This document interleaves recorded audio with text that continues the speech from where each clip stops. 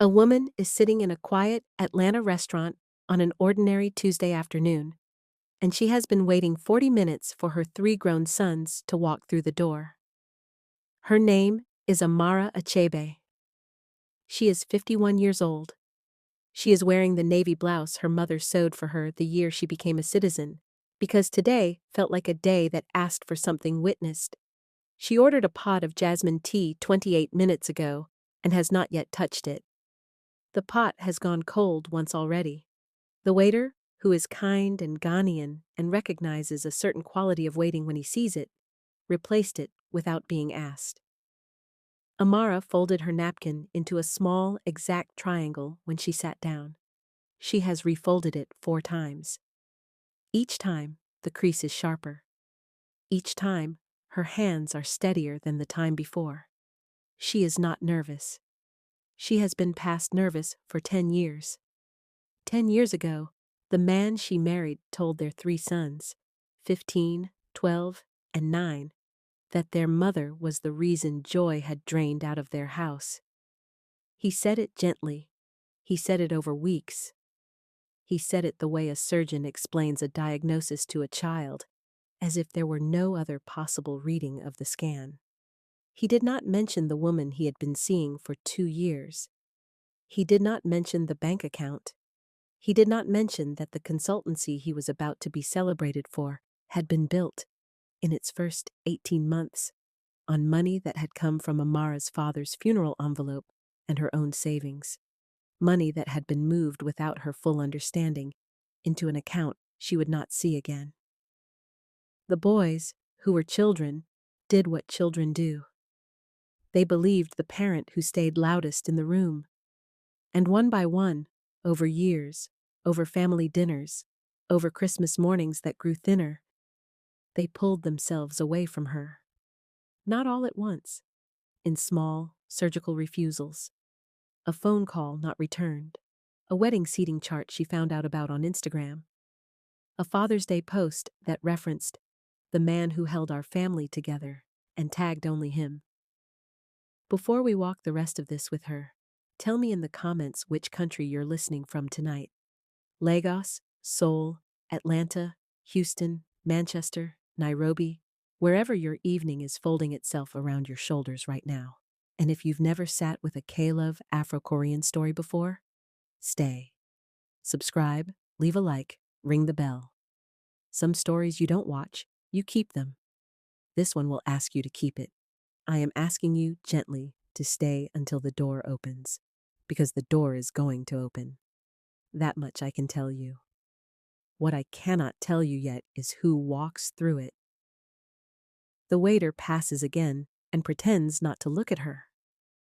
Outside, on Ponce de Leon Avenue, a delivery cyclist swerves around a pothole and rights himself without breaking stride, and Amara watches him through the window, the way a person watches anything that knows how to keep moving.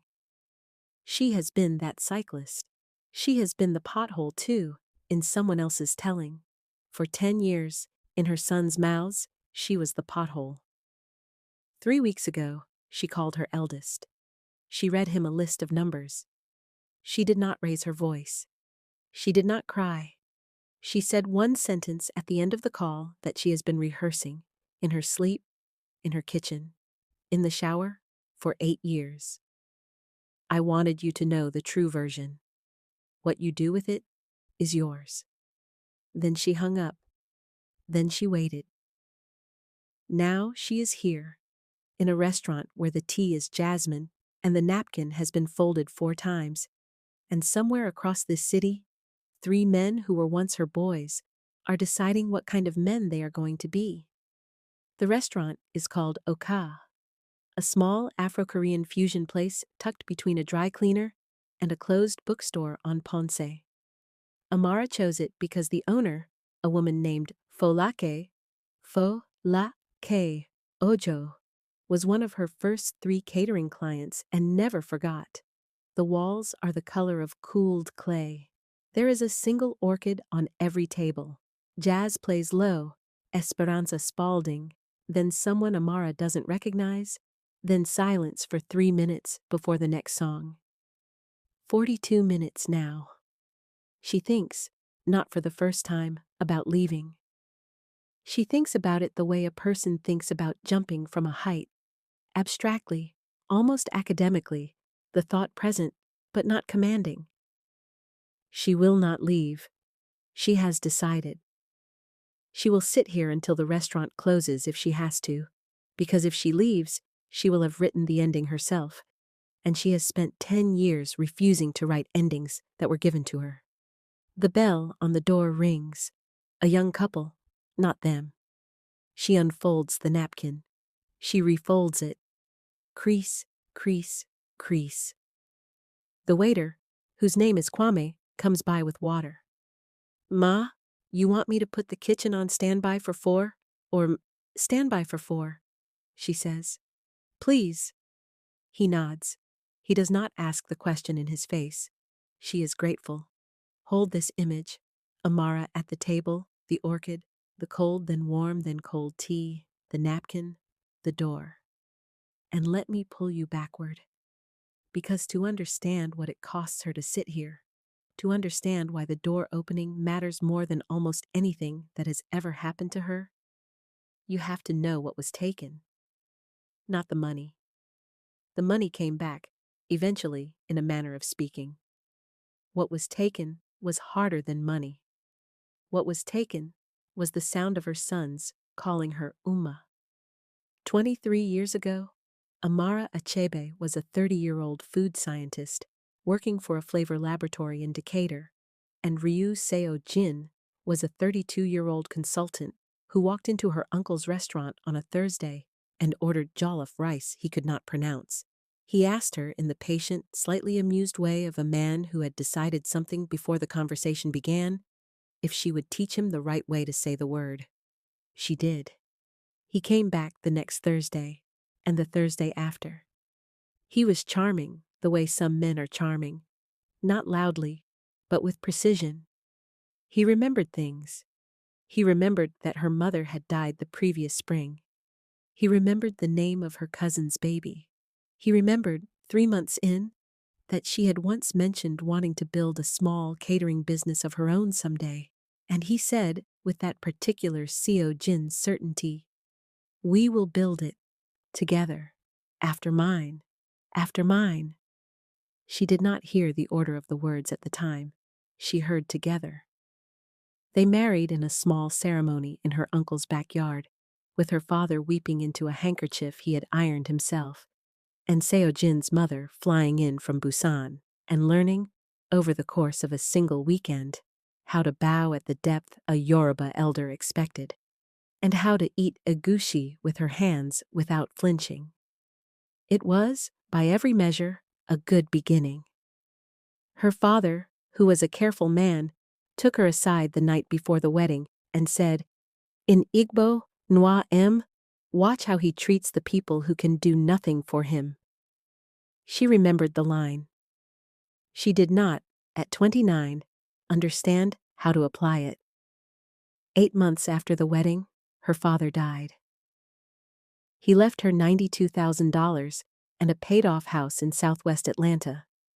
Seo Jin sat with her on the floor of that house for 3 nights while she could not stop crying, and on the 4th night, he said, very softly, that he had an idea. A consultancy. Tech adjacent. He had the contacts.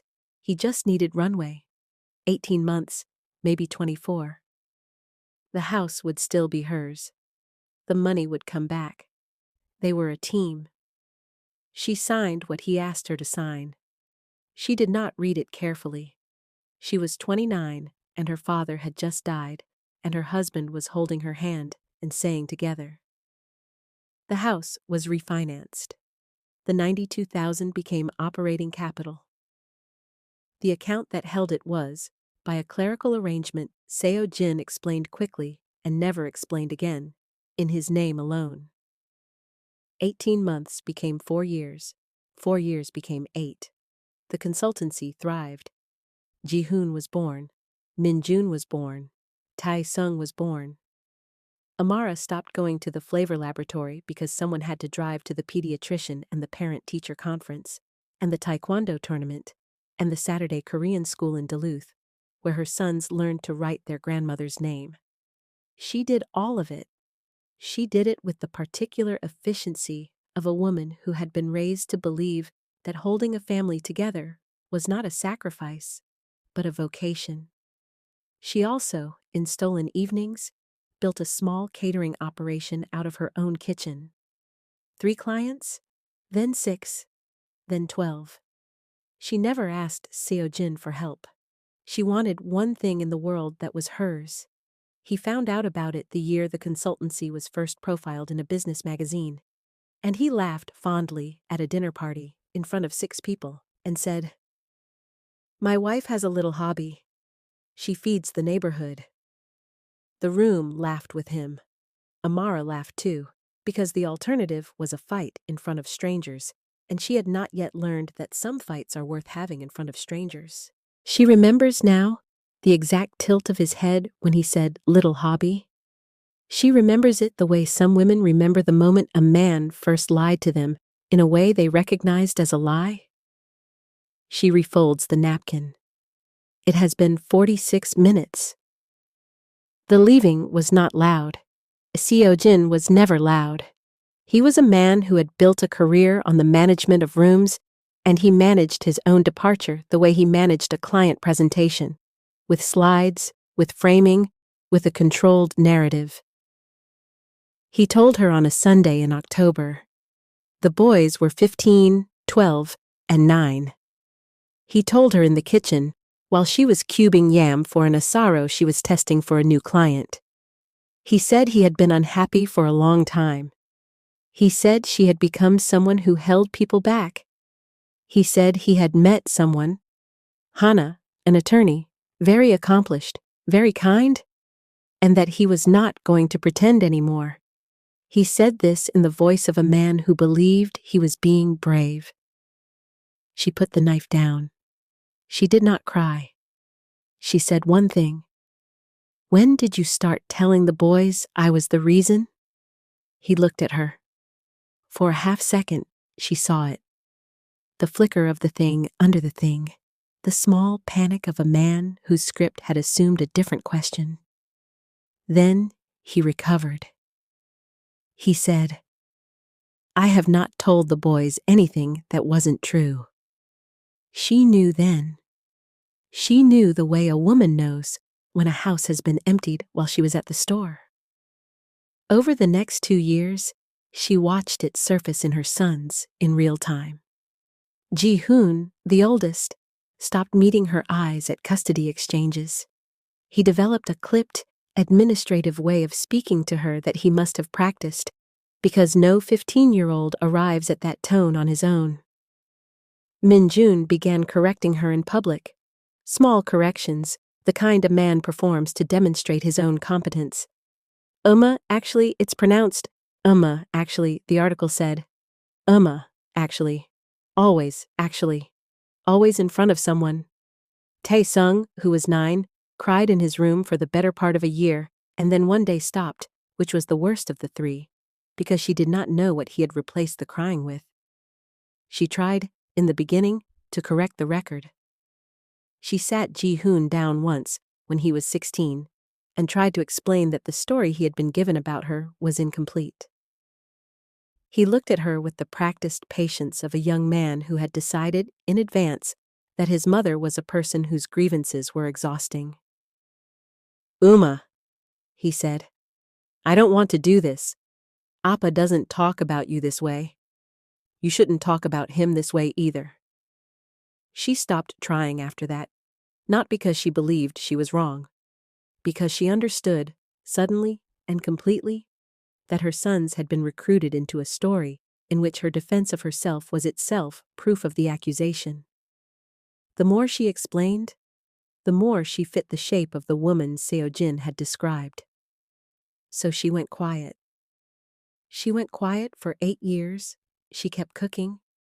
She kept paying her rent on the studio apartment in Kirkwood that she moved into after the divorce, because Seo-jin's lawyer had been better than hers, and the house her father had left her, had been refinanced into something so legally tangled that her attorney told her, gently, that fighting for it would cost more than she would recover.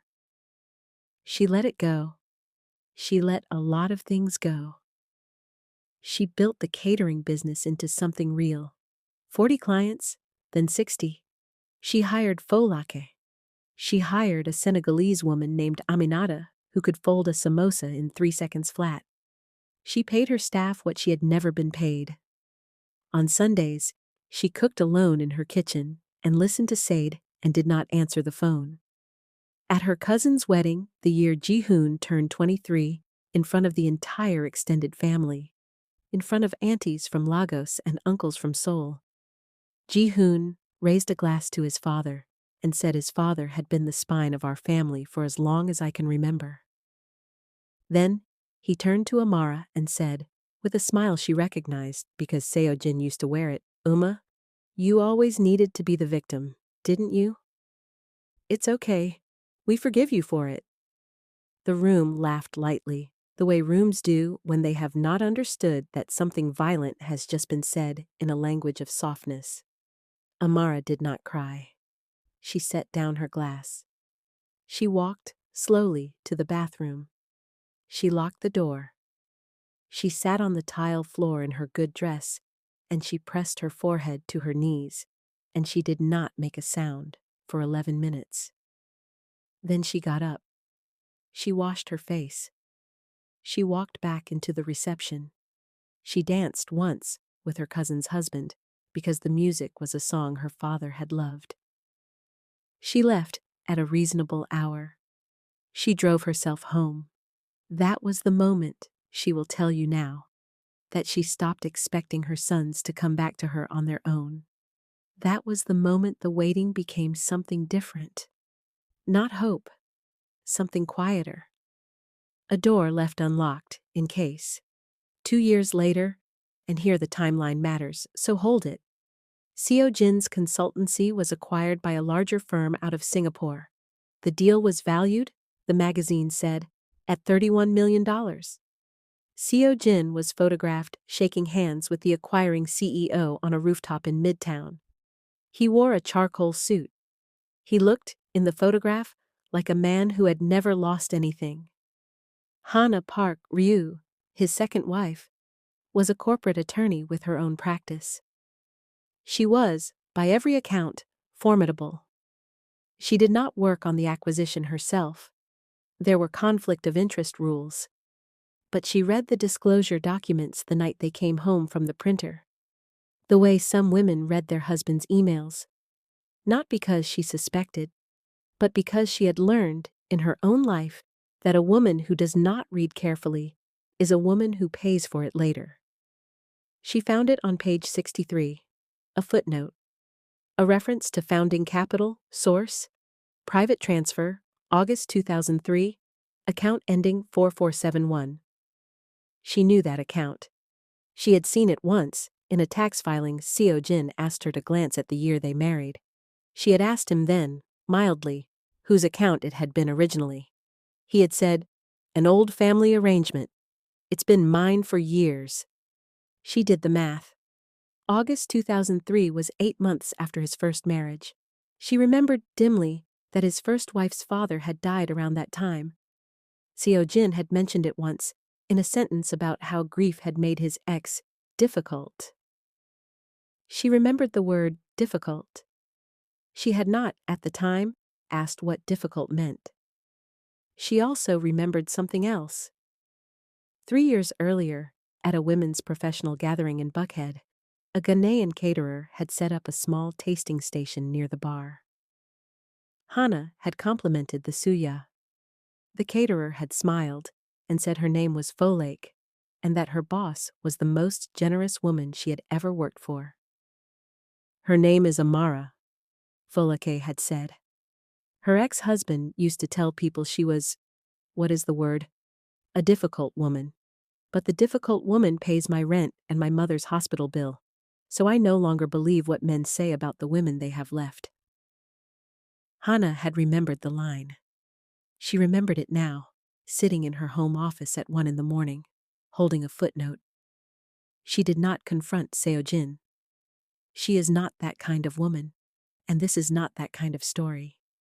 She is the kind of woman who, having learned a thing, decides what to do with the thing on her own timeline. She made photocopies. She drafted a single-page summary. The way a lawyer drafts anything. Clean, sourced, no editorializing. She placed it in a manila envelope. She did not sign it. She mailed it, from a post office in a different county, to the address she found for Amara Achebe Catering on a Tuesday in March. Amara opened it on a Thursday. She read it twice. She sat in her kitchen for an hour without moving. Then she made herself a cup of tea, the kind her mother used to make with cloves, and she walked to the small altar she kept on the bookshelf. A photograph of her father, a photograph of her mother, a single white shell. And she said, out loud, in Igbo, Papa, "I see it now. I see what you meant." She did not call a lawyer. She did not call a journalist. She did not call her cousins. She called Ji-hoon. Ji-hoon Achebe was 25 years old, working in private equity in Buckhead, living in a high-rise his father had co-signed on. He answered his mother's call on the second ring because he was in a meeting, and silencing it would have been ruder than picking up.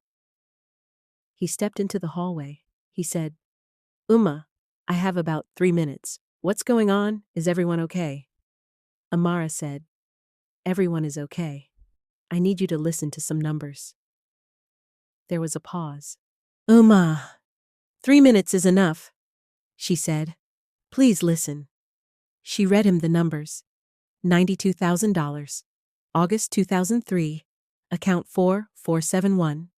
The refinancing of the Cascade House. The transfer of operating capital. The dates. The signatures. She did not editorialize. She did not raise her voice. She read it the way an accountant reads a ledger to a client who has hired her to be honest. When she was done, she said, "Hannah sent it to me. Anonymously.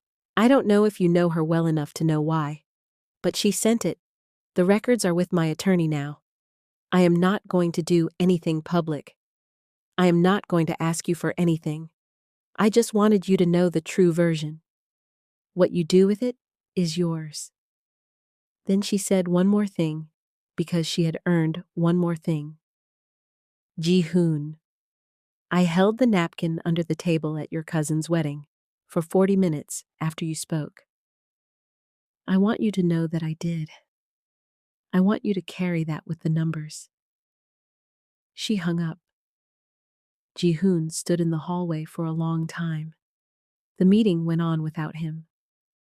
When he walked back into the conference room, his colleagues thought he looked pale, and someone asked if he was okay, and he said yes, and he sat through the next 40 minutes of a discussion about a healthcare logistics company without hearing a single word. That night, he did not call his father. That night, he did not call his brothers. That night, he opened a bottle of whiskey his father had given him for his 25th birthday. And he sat on the floor of his very nice apartment, and he did the math himself. He did it 3 times. The numbers were the numbers. $92,000 in 2003, indexed for inflation, accounting for the early growth multiplier of the consultancy, accounting for what that capital had made possible. He stopped doing the math when he understood that what he was really calculating was not a dollar figure. He was calculating the cost of every Father's Day post. He was calculating the cost of his toast at the wedding. He was calculating the cost of a sentence. You always needed to be the victim. And finding that the sentence had been worth, by a conservative estimate, the entire foundation of his father's career. He did not sleep. At 6 in the morning, he stood at his window and watched Atlanta wake up, and he thought, for the first time in his adult life, about the specific shape of his mother's hands. He did not call her for 3 weeks. He needed the 3 weeks.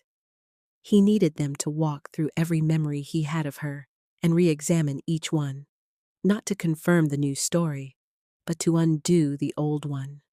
Memory by memory. Christmas by Christmas. The time she drove 4 hours to bring him a textbook he had forgotten. The time he was rude to her in front of his college roommate and she did not correct him, and he had taken her silence for agreement, and now understood it had been something else entirely. In the third week, he called Minjun. Then he called Tae-sung. He did not explain on the phone what he wanted to say. He said only, "Come to my apartment on Saturday. Both of you, please." What happens in Ji-hoon's apartment that Saturday is not for me to narrate in full, because some rooms belong to the people inside them. But I will tell you the shape of it.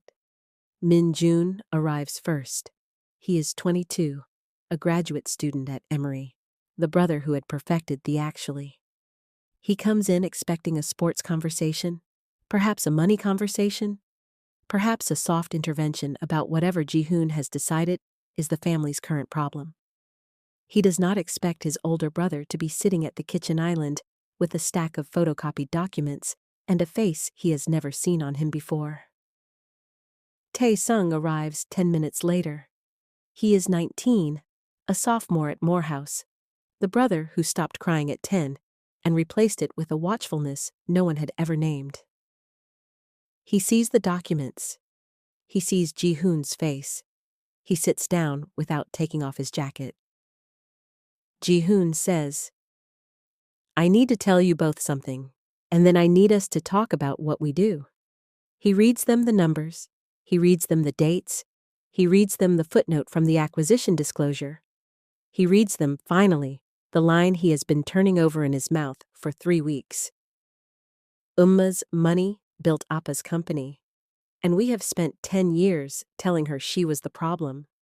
Min-jun, who has built his entire personality on being the one who is right in the room, does not speak for a long time.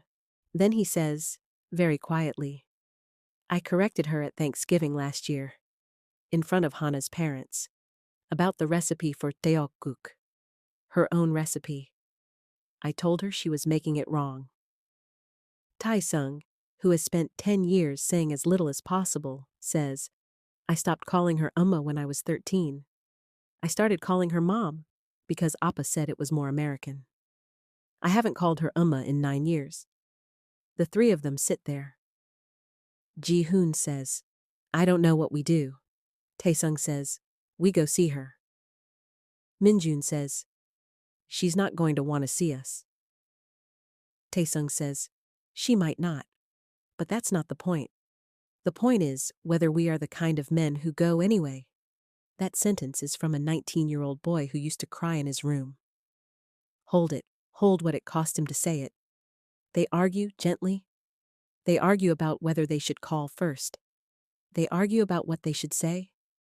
They argue about whether Min-jun should apologize for the tteokguk specifically or for the actually generally. They argue the way brothers argue when something larger than the argument is happening underneath it. In the end, Ji-hoon writes their mother a short message, 5 lines. He does not apologize in the message. He understands somehow that apology by text would be its own insult.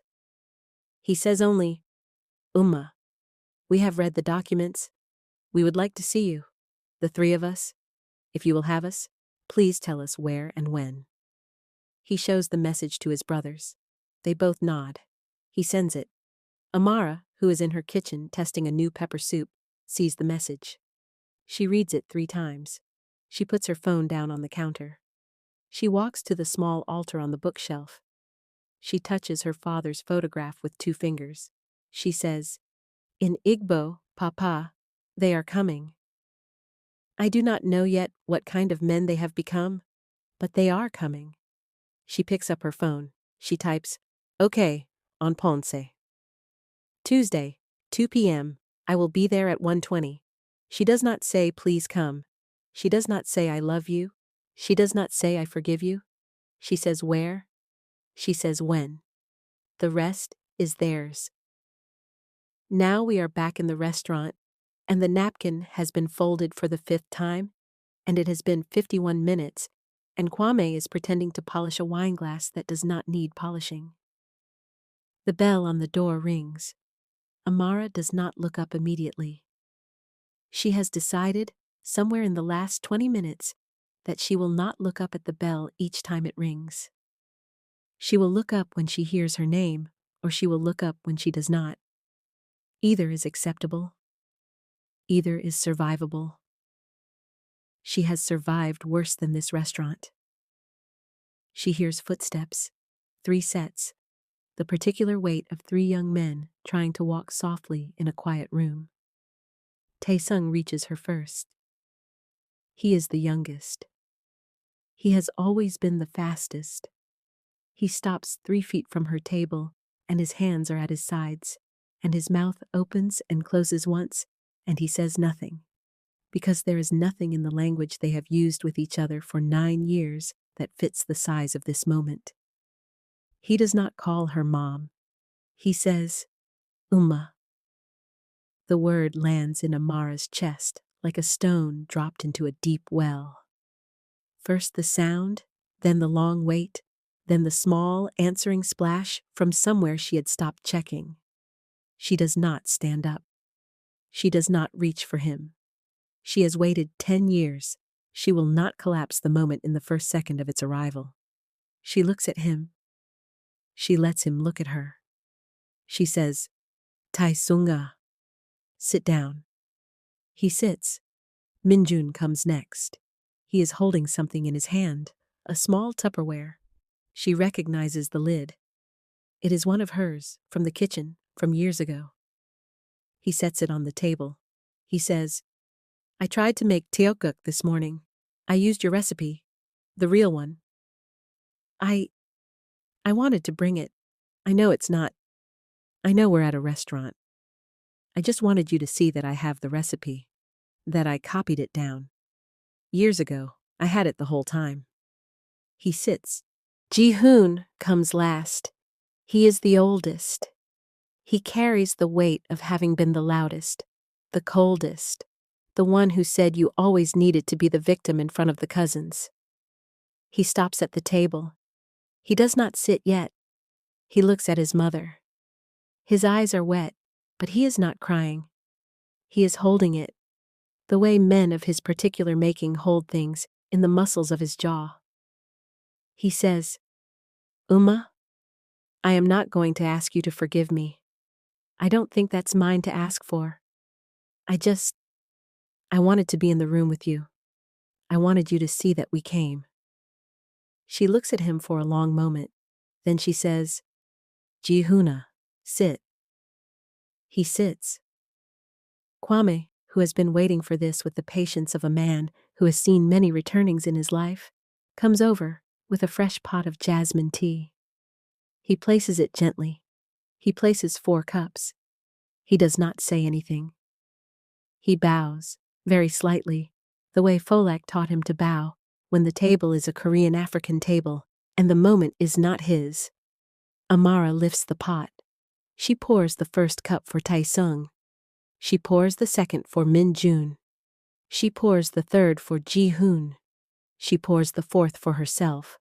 4 cups, steam rising, the orchid on the table. The afternoon light coming sideways through the window onto the back of Min-jun's hands, which are folded the way her father used to fold his hands when he was waiting to say something important. She does not say, I forgive you. She has not decided yet whether she forgives them.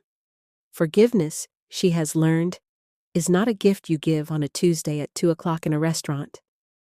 Forgiveness is a long road, and they are at the beginning of it, and the beginning is enough. She says, drink your tea while it's hot. Outside on Ponce, the delivery cyclist passes again, going the other direction now. Inside, 4 people pick up 4 cups. The first sip is taken in silence.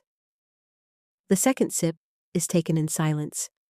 By the third sip, Tae-sung is crying without trying to hide it, and Min-jun is reaching across the table to push the Tupperware toward his mother with the particular tentative motion of a child offering a drawing. And Ji-hoon is sitting very still and watching his mother's hands, the way a man watches something he has just understood he never deserved to lose. Amara pours a second round. The tea is hot. The afternoon is ordinary. The door has opened. The story does not end with vindication. The story ends with a woman who has finally been seen, and 3 sons who have finally seen her, and a pot of jasmine tea that has been poured on a Tuesday in March 4 times. There is a particular kind of woman this story is for. She has been told, by people who were supposed to love her, that her unhappiness was a kind of weather. She has been corrected in front of strangers by the children she carried.